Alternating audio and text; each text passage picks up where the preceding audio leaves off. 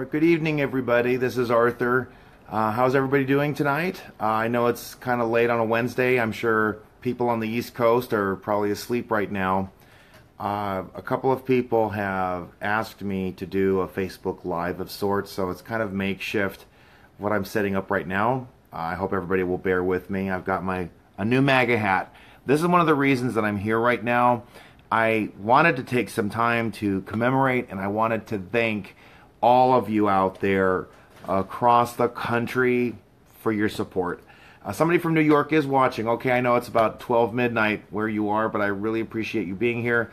Again, I got my Superman shirt today. I was wearing this in Downey, California. I wore it in Downey, California today. A young Hispanic millennial said to me that he likes Trump.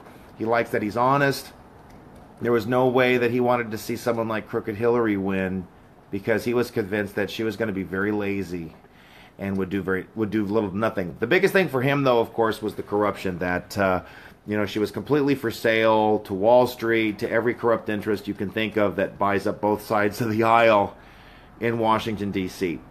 And so it gives me a lot of hope. Downey, California is a majority Hispanic city. It's called the Brown Beverly Hills precisely because there's a lot of middle income earners and homeowners there.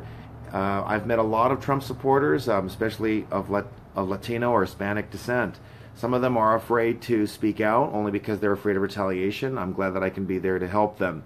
So just want to say I received a new hat. Every one of you saw how in Berkeley my hat got stolen. My cape was stolen. My glasses were stolen. I was pepper sprayed and I was glitter bombed. But I'm doing well now, everybody. The worst thing that happened to me was being pepper sprayed. It took me about 3 hours to recover from the intense heat. It was just so painful. Couldn't defer it. Had to stand under a shower for about an hour. But I'm feeling a lot better, everybody. So I'm really glad to have this. I want to just showcase for everybody all the great things, all the goodwill that I've received from people. So let me start with that, and then I'll give kind of a wrap up for the last 2 weeks, the things that have happened. So I survived Berkeley. Here's my Berkeley Survivor. It might be backwards on your camera, I don't know, but it just, Berkeley Survivor. I got this a while back. Someone gave me a discount. I was able to get this. So there's this. I've gotten some other. This is really something. I got a Make America Great Again cap. Some of it might seem repetitive, but I want to at least commemorate all of you out there who mailed me something, who responded to the what I went through in Berkeley. That your gifts, your prayers, your donations are all well received. Thank you so much. I got this from a friend of mine, Mike, who lives in Orange County. He had an extra hat, and he said, you can have this one. I probably won't wear this one as much because I'm afraid I'll get it dirty really fast, but I want to commemorate I got it. So just like this one is commemorated with the signature on it, someone gave me a blue one. Thank you so much, everybody. I really appreciate it. I might have to think of maybe doing a fundraiser of sorts with these hats. I really appreciate this, folks. This is a hat just like the one that Marco wears. Marco Gutierrez, Latino for Trump. He was there with me in Berkeley. So there's that. Here's a couple more. Another Make America Great Again cap. Similar to the one that I first got. I still have the one that has the stains on it, everybody. I will never get rid of it. It's like a collector's item. Some people have told me. I will hold it. Tani Gonzalez, want to give you a quick shout out. She's a lovely lady I met in Arizona at the Arizona rally. Tani, I got your email. Thank you for reaching out to me. I hope for the best to get rid of that Raul Grijalva guy out in Phoenix, Arizona. So here's another one. And let's see. Another USA cap. Thank you guys. I really appreciate it. And this one I just got today from a good friend of mine, Miriam. It says, Make California Great Again. This is the first time I've seen a hat like this. Some of them have Make Calif Red Again, but this is great. Make California Great Again. Now, as you know, my cape was taken away as well. And, the San Francisco Chronicle took a great photo of the cape being stolen from me, being ripped off my neck. By the way, we have the name of the perp who stole my cape. His name is Christopher Torres. I have already filed a criminal complaint with the Berkeley Police Department, badge number 21. Officer Martinez followed up on that case, and they've received it, and they've now directed it to the proper investigative division to take care of it. So don't worry, folks. We're already on the job going after it. Just like Baked Alaska, as we speak, has identified the person who pepper sprayed him in the eyes. So far, he seems to be doing very well. Now here comes the next thing. I was just really amazed by these gifts. I got a cape. I got another one back. Thank you, everybody. It's just beautiful. It's just like the one that had been taken away from me, and I wore it again. I was wearing it outside of the the Roy Ball Federal Building yesterday when I was commemorating the repeal of DACA. Thank you, President Trump, for repealing DACA, putting American children first. But it doesn't stop there. That wasn't the only one I got.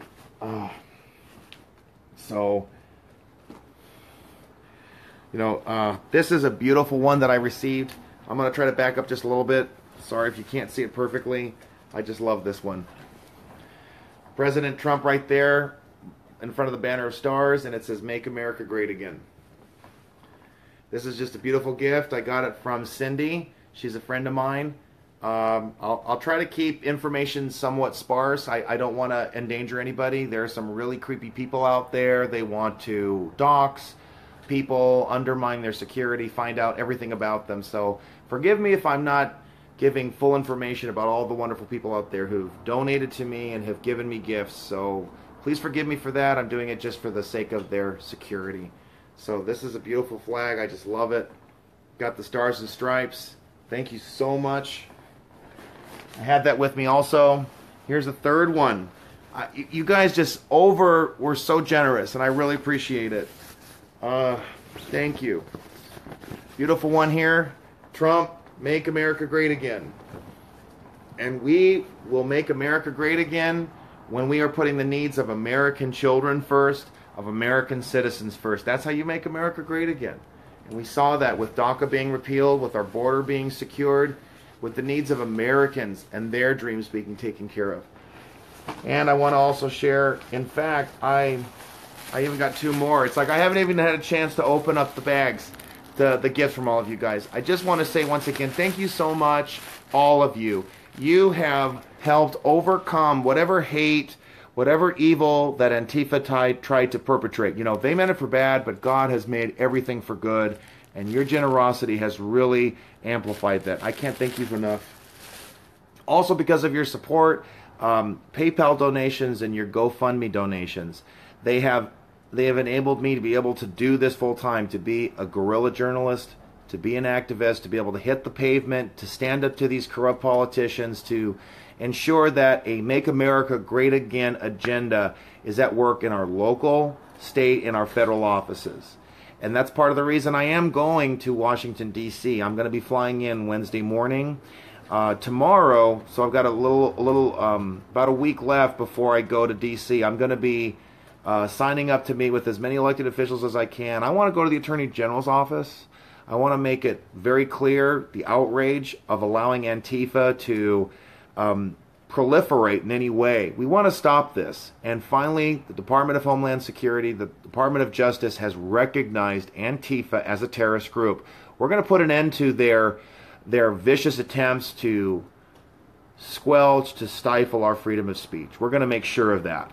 So that's one of the things I'm going to be doing. I have been invited to speak at the Mother of All rallies September the 16th. So I have to make sure to submit the speech I'll be giving ahead of time, so I'll be working on that as well. That's going to be given to the organizers. So I'm already really grateful just to be able to go to the rally, but the organizers want me to speak. And I spoke to them, and they are very clear. Nothing is going to deter them from having this rally. Nothing is going to stop them from having the mother of all rallies right there along the Washington Mall. And a good friend of mine, Jean-Vieve, is going to be providing me a place to stay, along with other pro-Trump patriots. So I'm really looking forward to this. Really looking forward to it. One more thing.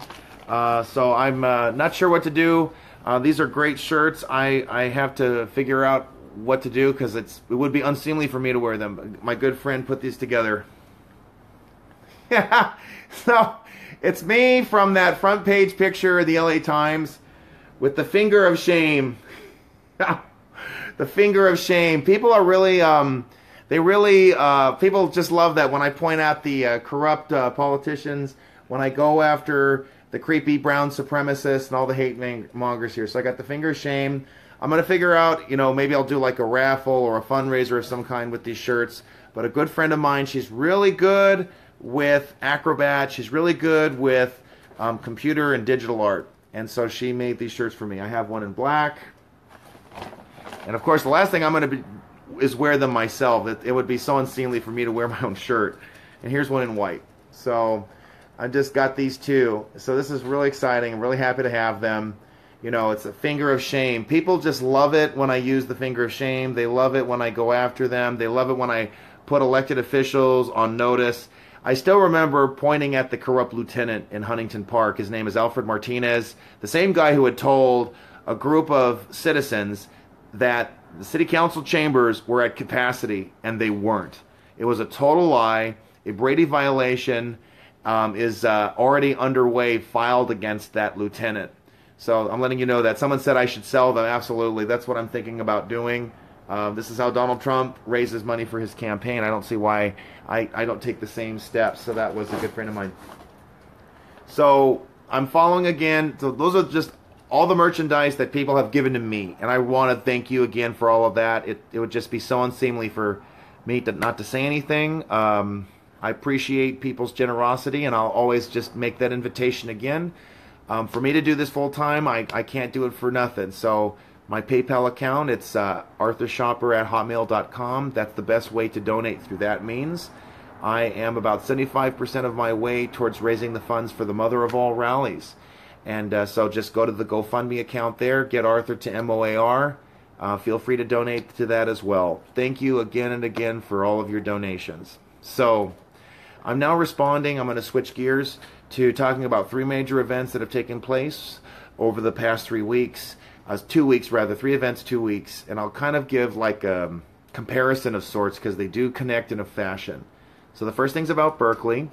As you all know, as much as you saw of me live, the first 2 hours of my debates and discussions with people there at the Martin Luther King Park was really effective. I was able to at least get people to think. They challenged me on ideas, and I challenged them on ideas too. I'll try not to spend too much on this. I mean, the most horrific part everybody saw. I see, and I've received new.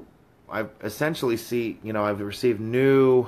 I've been getting new photos of what happened every day. It's pretty astonishing what I went through. I look back on it and go, I can't believe, I didn't lose my temper. I was just glad to be safe, especially when I had the phalanx of photographers around me kind of serving as my own wall. So that was really good. Being on Alex Jones as well as David Knight really helped to make this story resonate across the country.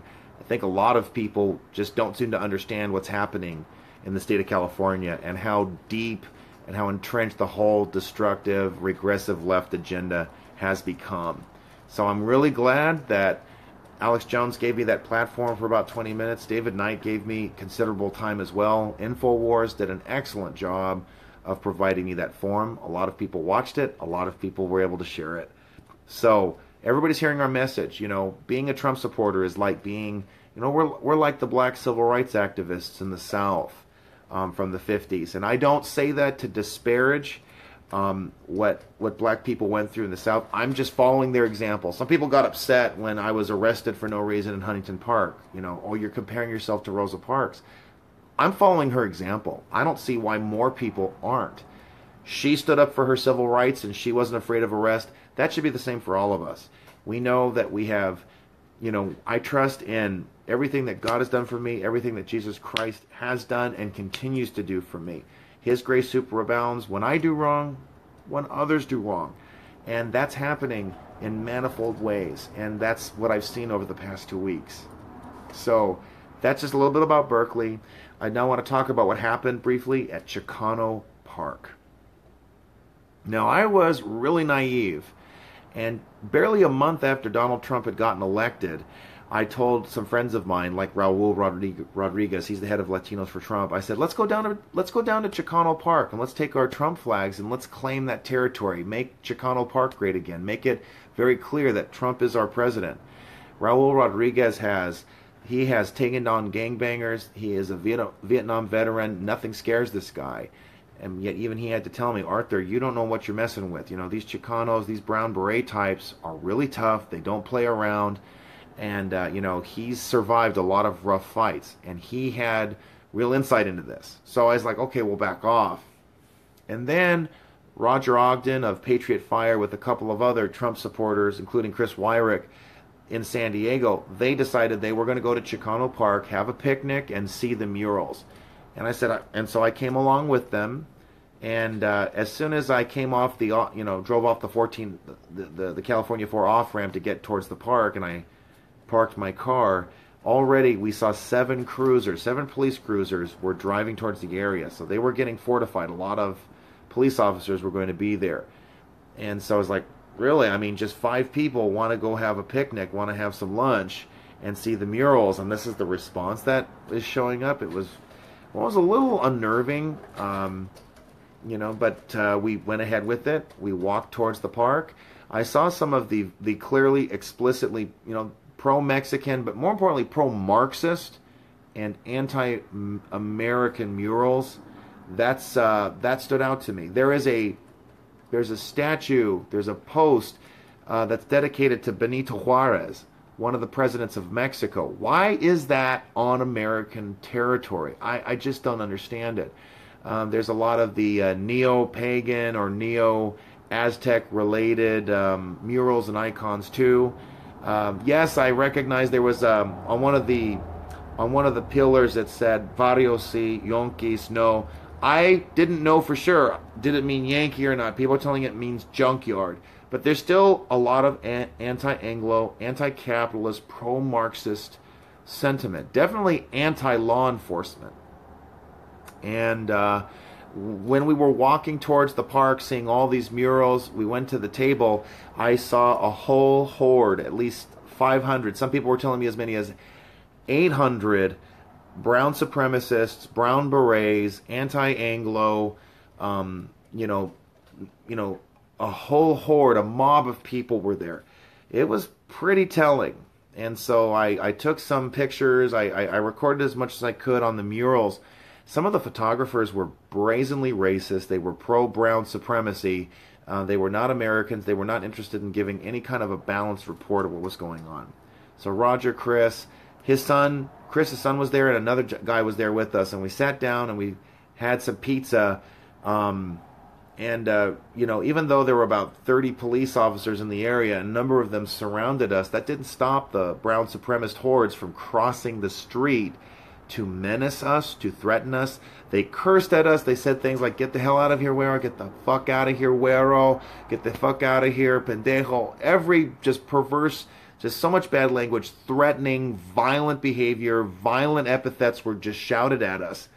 And finally, the lead police officer told us, you know what, it's going south really quick. You've made your point. Now we need to get you out of here. Wait a minute. I thought we had a First Amendment right to be at a public park. Chicano Park is supposed to be a public park. It's a national monument. But we were told that we had to leave. So I went with the police officer's lead. Unlike at Berkeley, we had all these police officers and they surrounded us and they all escorted us to our car.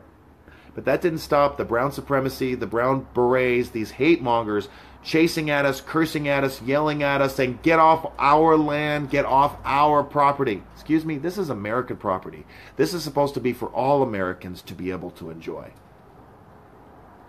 And inadvertently, Roger's decision to go there, it led to these racist hordes exposing the dark heart of their hatred. You are seeing the bigotry of the open borders, amnesty, La Raza lobby, which has become so prevalent throughout Southern California, which has become more influential in Washington, and it's time that we stood up to it. And again, I don't diminish the efforts of the civil rights activists in the 1950s and 60s, but I felt like it's almost like we're the new black people. We were like the black kids who wanted to go to the high school in Little Rock, Arkansas, and we have to be surrounded by all of these military forces to protect ourselves from these large, loud, raging hordes. Frankly, if the police had not been there, they would have beat us down, maybe even killed us, maybe even lynched us. There was nothing. There was just so much rage and so much hatred from these. I didn't have my Trump hat on. The other guys didn't have any Trump gear on. But it was really clear that they wanted to kill us, if not push us out of that park. And there's a bunch of lies that are going on in the media, but it's just a bunch of bunkum. The fact is that we went there to have a picnic and to see the murals. And for some reason, we weren't allowed to do that. I guess it's because we're white. And what do we call that? It's racism, pure and simple. I must tell you, I was more afraid at Chicano Park than I was at Berkeley. Even though I had the police there, San Diego police, they did their job. They protected us. They should have had more police, and they should have been in riot gear. And I do think that more American citizens of all backgrounds, Hispanic, Asian, black, white, that we should be taking a stern and clear stance in Chicano Park. That's a park that should belong to everybody. Everybody should be allowed to go. Nobody should be disqualified or prevented from attending that park just because the Brown Supremacy movement doesn't want us to be there. That's wrong. Our tax dollars pay for that park just as our tax dollars pay for the freeway that drives over that park. So those are my views on Chicano Park. And the last thing I will talk about is the DACA demonstrations which took place yesterday. So I've been getting so many emails from different left-wing groups. I follow all of them, and I encourage you to do the same. Sign up for those, United We Dream, the Democratic Party, the Progressives, the Stonewall Democrats. I get all of their emails, even though I don't support anything that they do. I want to know what they're doing. I want to know what they're thinking. I want to know what they're planning. That's part of how I know where these events take place. So I knew that there was going to be a big demonstration at the Roy Ball Federal Building in downtown Los Angeles yesterday. And I wanted to be there. I wanted to try to ensure that other pro-Trump Americans, patriots, would also be there to signal our support for President Trump and for Attorney General Jeff Sessions, and to make it clear to the public that in the state of California, despite its deep blue hue, there are 4.5 million people who voted for Trump. There are 4.5 million people, and I would probably imagine even more today, who want this president to succeed, who want an end to illegal immigration, who want an end to these pro-illegal policies, which put Americans last and hurt American children the most. So I was glad to be there. Some of the press agents that showed up, there were people from NPR, KRCW, Channel 9, Channel 4. I got to talk to John Klesmeric, I think his name is. He is of partially of Cuban descent, and his mother immigrated to the country legally. I got to talk to him and be on his, be recorded by him. We had KNX there, many of the media outlets who showed up at the corner. They said, normally we don't get the other side. Normally because people on the other side, conservatives, Republicans, patriots in general, they're busy working. They have their jobs to do. They have their kids to feed. They have their families to raise. A lot of them just can't show up. And that's a job I'm happy to fulfill, to step into, to be able to confront the left, to be able to present to the media, and to ensure for all of the pro-Trump activists here in the state of California that your voice is heard, that we're not going to allow the media to present a one-sided narrative that everybody wants amnesty, and that we should feel sorry for these illegal kids whose parents brought them here in contravention of our immigration laws. So there were some crazy leftists who showed up. They tried to outshout me. They tried to outsmart me and others. John Willis was with me. Gary Grindall showed up. We had Darlene Savard showed up as well. We had people from all over Southern California come to downtown LA and show their support for the president. So it was really stunning, and I'm so glad they came. I'm glad that I could be there. I'm glad that I could press against the narrative. I'm glad that I could agitate and irritate some of those arrogant illegal aliens and their panderers. There's so many lies that are narrated to the public about illegals and how we should pity them and we should see them as benign participants in our country and within our borders, despite the fact that they broke the law to come in. And that's just wrong. So there are some people who are asking questions, and I'll just comment on the policy issue, and then I'll wrap this up. I've gotten people who complain to me because of the status of these kids. You have people who were brought here at 2 years old, 7, 10, or 14, right? They're minors, and they were brought here illegally. First of all, it's offensive to me that someone like Jeb Bush says that parents breaking into this country, bringing their children, it's an act of love. No, it's not. It's a crime. And I have no compassion for the parents who break the law and who bring their children into that unlawful status. That's just wrong. The fact is that the answer to the world's problems will never be an open border, and it will never be the violation of a country's sovereignty and immigration laws. It just won't work. Many Mexican nationals, as we speak, are fighting back against the corruption in their own country. Guatemalans are doing this. Argentinians are doing this. The Chinese are starting to fight back in China too.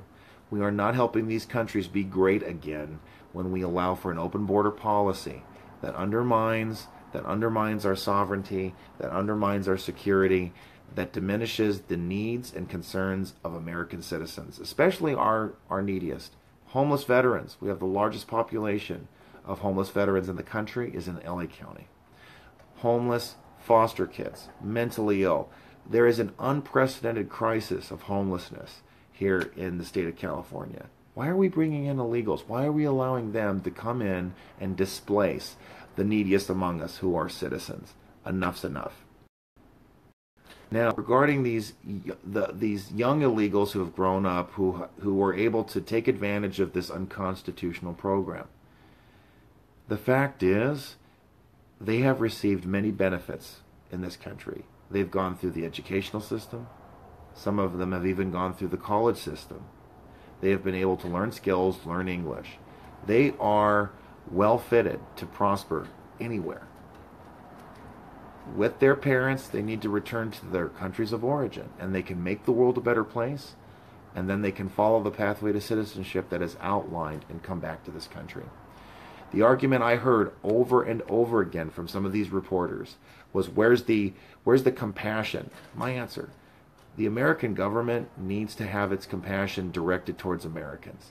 The same taxpayers who are funding the roads, supposedly funding the roads, funding the infrastructure, providing the funding for our peace and safety officers, the men and women who have been born into or naturalized into our social compact.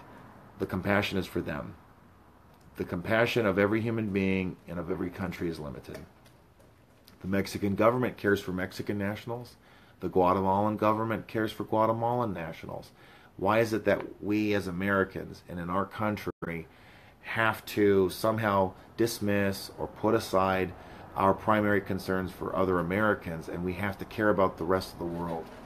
The United States just cannot be the battered women's shelter for every other country. It's just not going to work, and it just can't happen. I echo the sentiments that Rick Santorum shared on The Messy Truth with Van Jones. He was on that CNN program, and he looked a young illegal in the eyes and said, "You've received many blessings. This country has been generous. Go and make the world a better place." That's my sentiment. We do not separate families. The fact is that the mothers and fathers who broke the law, they set their families up to be separated. And there's other stories I've read, men and women whose parents had come illegally, but they were able to restore and have a proper legal status by following the law. Our compassion in this country has been exhausted. We've been generous enough, and it's time that this country assert itself and its sovereignty and respect the needs of its citizens. That's it. And let's be honest here. Much of the time we've seen from the Democrats and from liberal interests, big business, big labor, big La Raza, these are the major lobbies which have been pushing for open borders and illegal immigration. They don't really care about those illegal youths. They never really have cared. All they've wanted to do is use those young people as a bargaining chip or a political tool to dominate the debate with the help of a corrupt media, which has spent excessive amounts of time showcasing and obsessing over the plight of these poor illegals. But where's the attention being paid to people like Don Rosenberg or Angie Morphine or Agnes Gibboney, or Mary Ann Mendoza. These are men and women, Americans, whose children were murdered by illegals. Where's the attention being paid to the 95 million Americans pushed out of work because of the cheap labor that is flooding our labor markets? We're on to the media now. We're on to how they've been pushing this corrupt, excessive agenda, focusing on the needs of illegals and not on Americans. And the American voters have gotten fed up with it. They sent a resounding message to Washington and to the country, electing Trump and ensuring Republican majorities. And those Republicans who are not in line with the needs and concerns of American citizens are facing a massive backlash as we speak. Jeff Flake is one of them, who is very likely going to lose his primary next year to Kelly Ward. Why? Because Jeff Flake is soft on crime, soft on immigration, and soft on trade. And those are the three issues which Donald Trump campaigned on strongly to ensure that all those policies, concerns, would be resolved in a way that would benefit Americans and make America great again. And it's time we just get strong with that. Democrats are falling apart. They don't even have much of a bench. They don't have much of an opposition anymore. Our next target is going to be corrupt Republican establishment figures who are more interested in the Potomac two-step, who are more interested in the K Street two-step rather than doing what's best for Main Street. That's going to be our next target predominantly. So those are the three things, those are the three events I talked about. Berkeley, San Diego with Chicano Park, and then the DACA protests where I was at in downtown LA. I want to also comment that the Los Angeles Police Department has done the best job, by and large, of protecting the rights and the physical safety of American citizens who exercise their First Amendment rights. And I want to continue to recognize that effort, and I hope that it will continue, in spite of the political machinations of the leadership in LA City. This is the rundown of sorts that I want to be able to share with everyone. I want to thank you for all your gifts, all the donations, all the support. Please feel free to share this video. I have a YouTube channel. It's Arthur Christopher Schaper. You can follow me on Twitter at Arthur C. Schaper. My last name is spelled a little differently. S as in Sam, C as in cat, H as in hat, A as in apple, P as in people, E as in elephant, R as in rabbit. And also I have my Facebook page. I am back on Facebook, everybody. I got enough pressure from people to be restored to that. I will use it more sparingly. Better ways to communicate with me is by email. And you can find my email address on my Twitter account as well as on my Facebook account. Thank you again, everybody, for listening. I'm just glad to share my gratitude. Keep fighting the good fight. Thank you for everything you're doing, and let's keep making America great again. Have a good night, everybody.